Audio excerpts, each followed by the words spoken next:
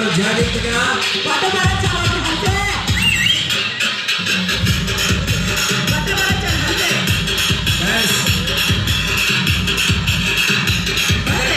అమ్మాయి అంత దూరం నుంచి ఉరికి రారా, అంత దూరం నుంచి ఉరికి రావాలి.